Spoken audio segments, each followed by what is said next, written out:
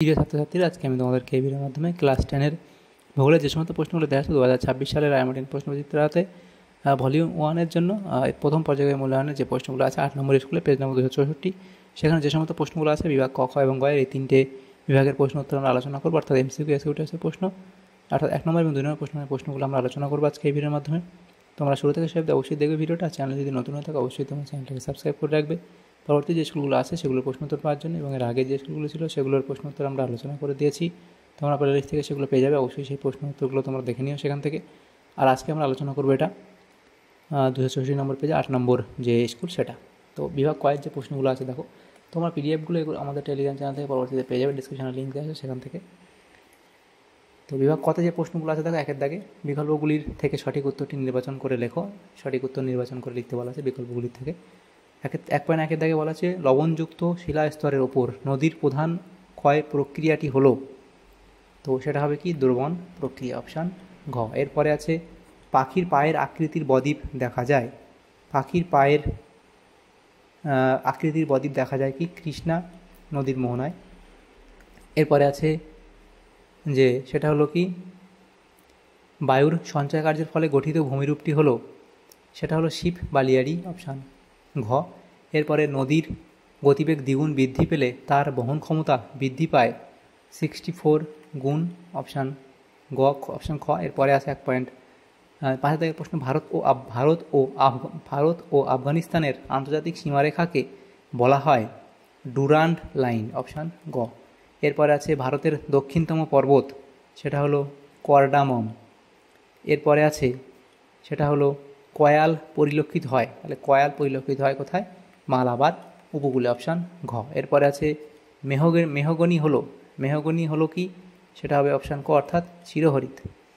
এরপরে বিভাগ ক্ষয়ের যে প্রশ্নগুলো আছে সেখানে কি বলা আছে দেখো, বিভাগ ক্ষয়ের মধ্যে 8টা প্রশ্ন আছে, 1 নম্বর করে 8 নম্বর দেওয়া আছে।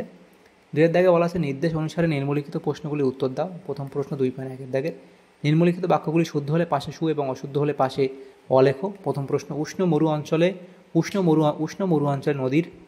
অঞ্চলে নদীর কাজই প্রধান, তাহলে এটা এখানে ভুল বলা হয়েছে, কারণ সেখানে বায়ুর কাজ প্রধান। এরপরে প্রশ্ন ভারতের নবীনতম রাজ্য হলো লাদাখ, তাহলে এটাও এখানে ভুল বলা হয়েছে, কারণ ভারতের নবীনতম রাজ্য কি, সেটা হলো তেলেঙ্গানা। এরপরে প্রশ্ন 2.1.3-এ কী বলা হয়েছে? 2.1.3-এ বলা হয়েছে যে 2টি হিমবাহের মধ্যবর্তী স্থানকে বলা হয় দোয়াব, তাহলে এটাও এখানে ভুল বলা হয়েছে,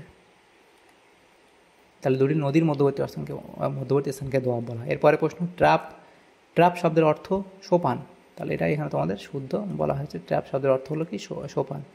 এরপরে আছে 2.2-এর দাগে উপযুক্ত শব্দ বসিয়ে শূন্যস্থান পূরণ করো।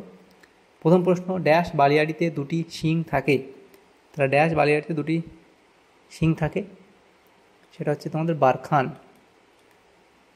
বালিয়াড়িতে 2টি শিং থাকে। এরপরে প্রশ্ন জলপ্রপাতের সরণ নদীর ড্যাশ দিকে হয়ে থাকে, তাহলে হবে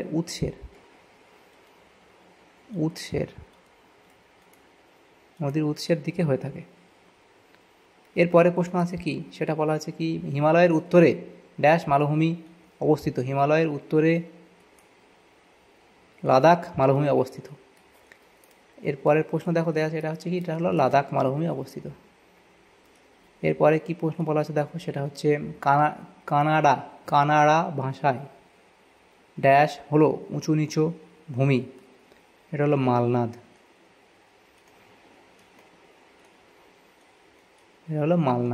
এরপরে যে প্রশ্নগুলো আছে দেখো, সেটা আমাদের কি বলা হয়েছে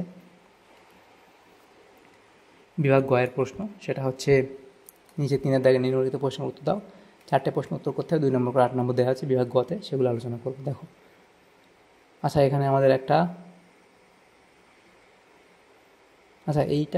এটা আগের কোনো পেজ, এটা দরকার নেই, এটা আগের কোনো পেজ। তাহলে এই বিভাগ গতে যেগুলো আছে সেগুলো আলোচনা করবো আমরা। তাহলে সেখানে কী বলা হয়েছে, জলচক্র কাকে বলে, তাহলে জলচক্র কাকে বলে তোমরা এই অবধি লিখবে। এরপরে আছে পর্যায়ন কাকে বলে, তাহলে পর্যায়ন সম্পর্কে এই অবধি লিখবে, পর্যায়ন কাকে বলে। ড্রামলিন ও এস্কারের মধ্যে পার্থক্য লিখে দেবে, সংজ্ঞা উৎপত্তি আকৃতির উপর ভিত্তি করে পার্থক্য লিখবে। এরপরে আছে অথবা দিয়ে প্রশ্ন পেডিমেন্ট কাকে বলে, তাহলে পেডিমেন্টের অর্থ কী, তার সংজ্ঞা, তার উৎপত্তি বৈশিষ্ট্য, একটা উদাহরণ তোমরা দেবে। এরপরে আছে দুন কী, তার সংজ্ঞা বৈশিষ্ট্য দেবে, উদাহরণ দেবে।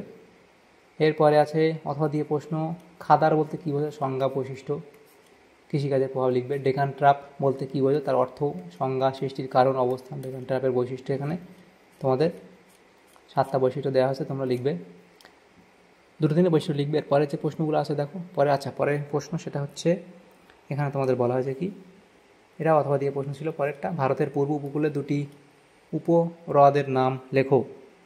তাহলে সেটা হচ্ছে চিল্কা ও আচ্ছা, 1 নম্বর হলো চিল্কা, 2 নম্বর তোমরা লিখবে পুলিকট। তাহলে এই দুটো হলো। তাহলে দেখো আমাদের এখানে এই সমস্ত বিভাগ ক, খ এবং গ এর মধ্যে এই 8 নম্বর স্কুলে এই সমস্ত প্রশ্নগুলি ছিল ক্লাস 10-এর। তোমাদের যদি সামান্যতম উপকার এসে থাকে ভিডিওটা, অবশ্যই একটা লাইক করবে, বেশি বেশি করে বন্ধুদের সাথে শেয়ার করবে। আর পরবর্তী যে স্কুলগুলো আছে সেগুলোর প্রশ্ন উত্তর পাওয়ার জন্য অবশ্যই তোমরা আমাদের চ্যানেলটাকে সাবস্ক্রাইব করে রাখবে। Thank you, thanks for watching.